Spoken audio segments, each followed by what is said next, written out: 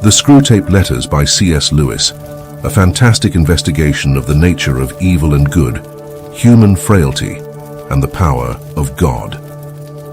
Listen now as we chronicle a handful of different ways that C.S. Lewis predicted the vices and predations of our modern culture. There are a bunch of large-scale arguments that Lewis makes in the Screwtape Letters. The first one is that Satan's best weapon is the quote-unquote real world. And this is right.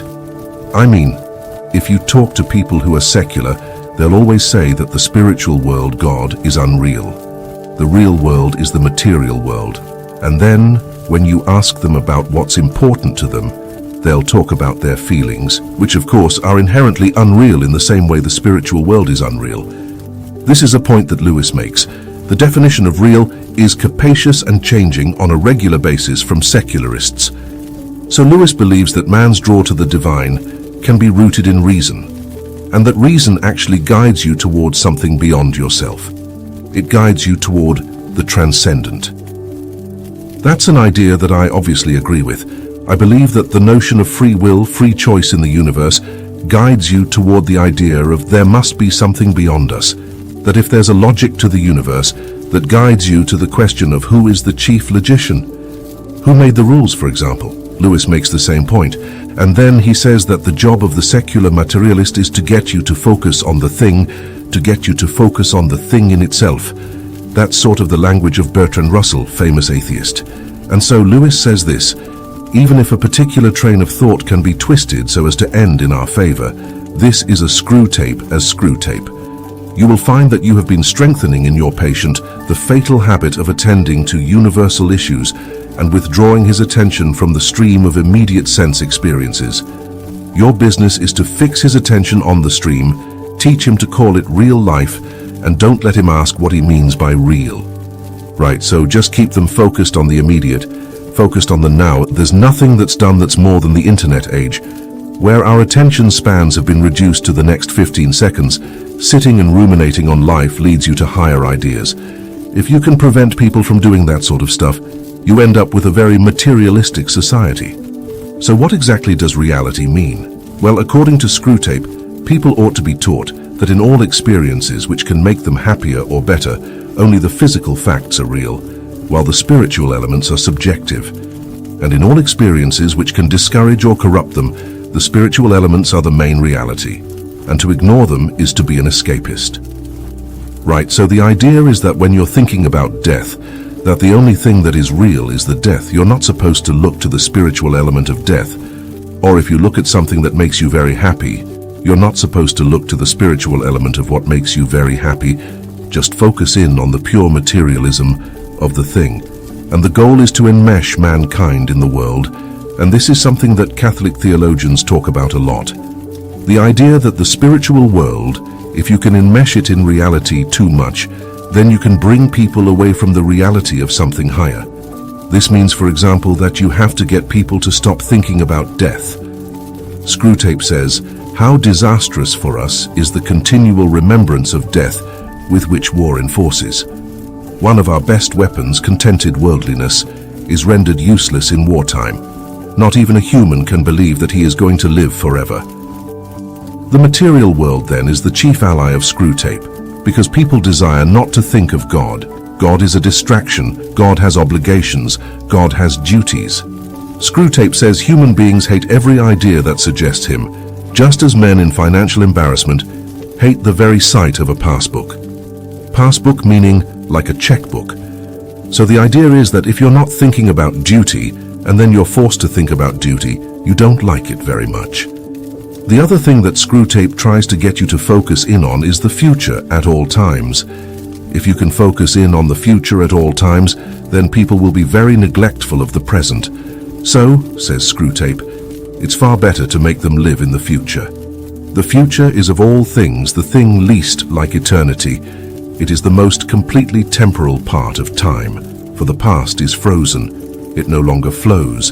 The present is all lit up with eternal rays. Hence the encouragement we have given to all those schemes of thought, like creative evolution, scientific humanism, or communism, which fix men's affections on the future, on the very core of temporality. Hence, nearly all vices are rooted in the future. The idea is if you're thinking about the future, then you're not thinking about the spiritual consequences of the things you do in the here and now. You're thinking about the material consequences of the things that you do in the here and now. And that allows you to do bad things in the name of a quote-unquote better future. Screwtape says the best thing you can do is convince people that their utopian thoughts are the things that are mandated by God. So on the one hand, you try to get people sunk in reality, and this drives them away from God. On the other hand, Screwtape advises Wormwood that people should be led to examine their own emotions constantly. Like if you can be narcissistically checking yourself all the time, you're going to end up without God. So if you feel wildly enthusiastic about becoming religious, then Wormwood ought to encourage people to wait for the anti-climax, right? Because you get enthusiastic about, I think I'm less enthusiastic about the thing, and then you pounce, quote, work hard then on the disappointment or anti-climax which is certainly coming to the patient during his first few weeks as a churchman. In every department of life, it marks the transition from dreaming aspiration to laborious doing. The enemy takes this risk because he has a curious fantasy of making all these disgusting little human vermin into what he calls his free lovers and servants. Sons is the word he uses. So in other words, very often in life we engage at the beginning of a task with great enthusiasm, and then the enthusiasm wears away. This happens all the time with a variety of tasks, and once that happens, that is when you encourage people to look into being morose, look into being depressed, to reject the spiritual aspect of their duty, to stop trying to take joy in the spiritual aspect of what they're doing, and instead focus in on the fact that it's just sheer drudgery. So for example, when it comes to prayer, human beings should be encouraged to seek a feeling of inspiration, specifically because it's very hard to find. I mean, I pray 3 times a day. I've talked about this before. Finding a feeling of inspiration while you're praying can be really, really difficult. And so if you're constantly searching your feelings, I'm not inspired enough, I'm not inspired, eventually, like I'm never getting inspired, you stop doing it. And that's the goal, whereas the reality is that when you're praying, you should stop searching inside your own feelings all the time.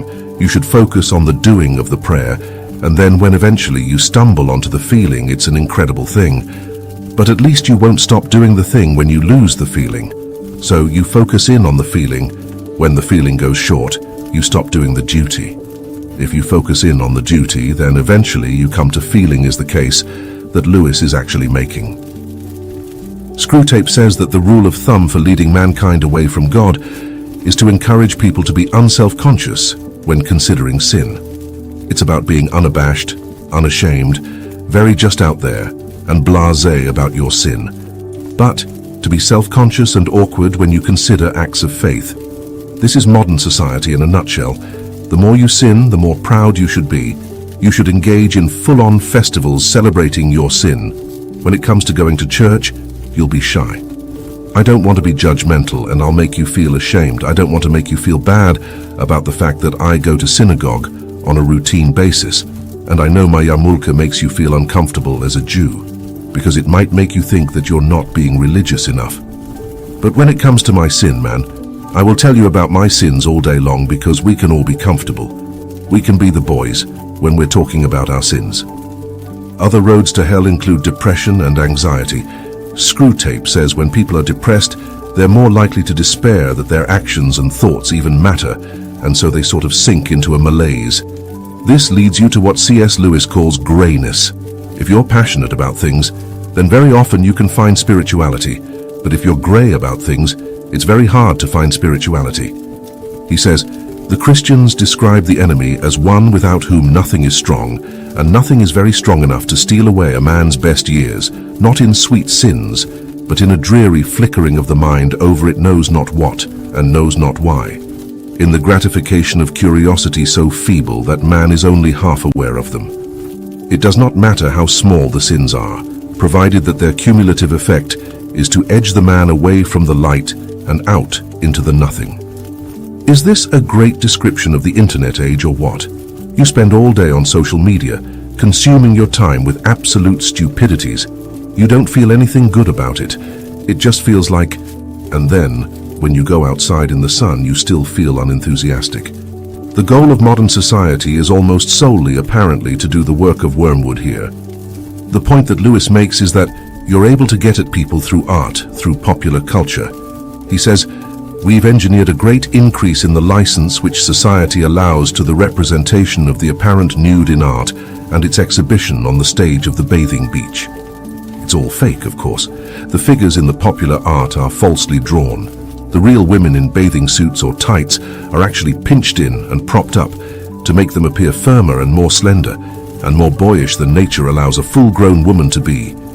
Yet at the same time, the modern world is taught to believe that it is being frank and healthy and getting back to nature. As a result, we are more and more directing the desires of men to something which does not exist, making the role of the eye in sexuality more and more important, and at the same time making its demands more and more impossible. What follows you can easily forecast. That is the greatest description of internet porn that has ever been written, and C.S. Lewis is writing this in 1942, right? That you're setting up increasing expectations for what women are supposed to look like, what sex is supposed to be, what it's supposed to look like, and then people are engaging in it less and less. You're making demands nearly impossible, and yet you are satisfying those demands with the virtual.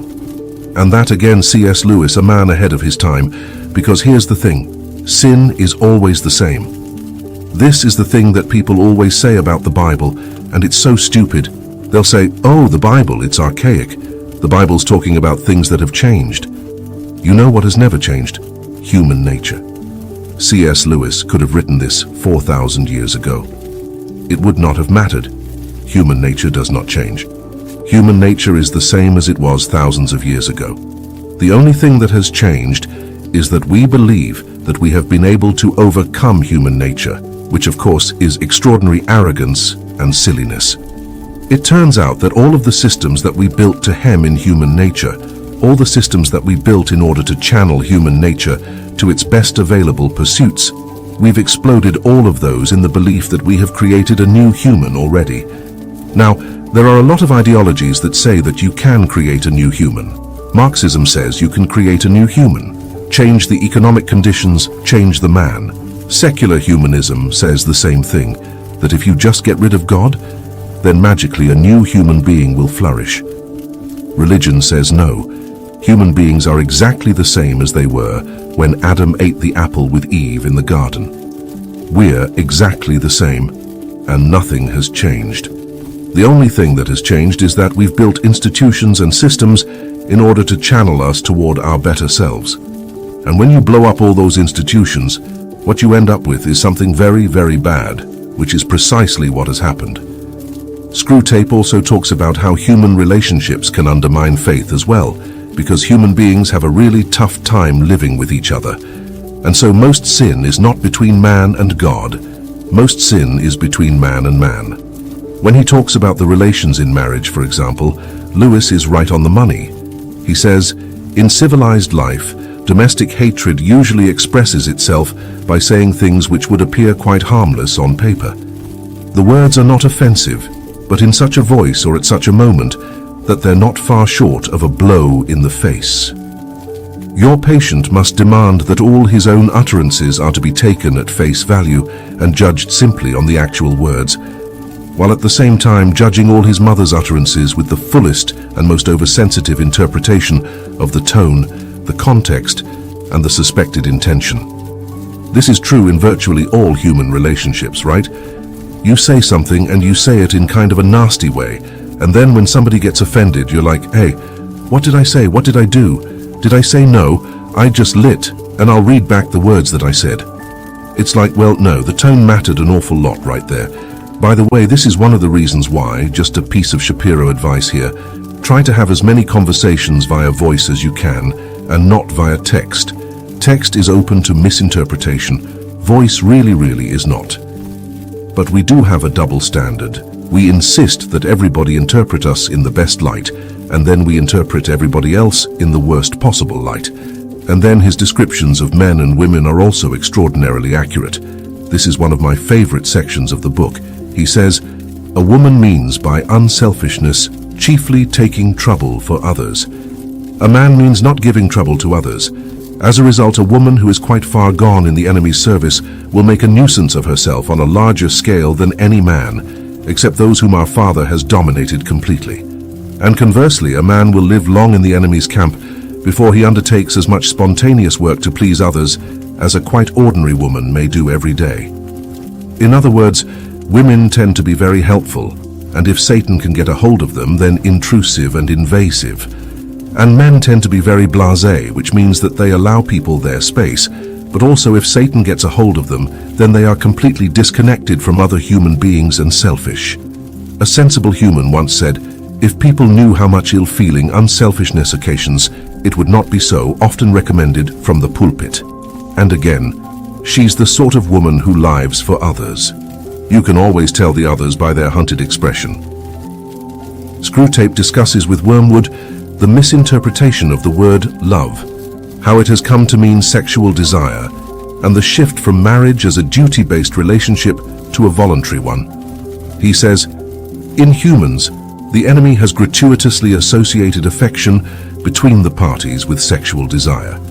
He has also made the offspring dependent on the parents and given the parents an impulse to support it, thus producing the family, which is like the organism, only worse, for the members are more distinct, yet also united in a more conscious and responsible way. The whole thing, in fact, turns out to be simply one more device for dragging in love. The truth is that wherever a man lies with a woman, there, whether they like it or not, a transcendental relation is set up between them, which must be eternally enjoyed or eternally endured. From the true statement that this transcendental relation was intended to produce, and if obediently entered into, too often will produce affection in the family.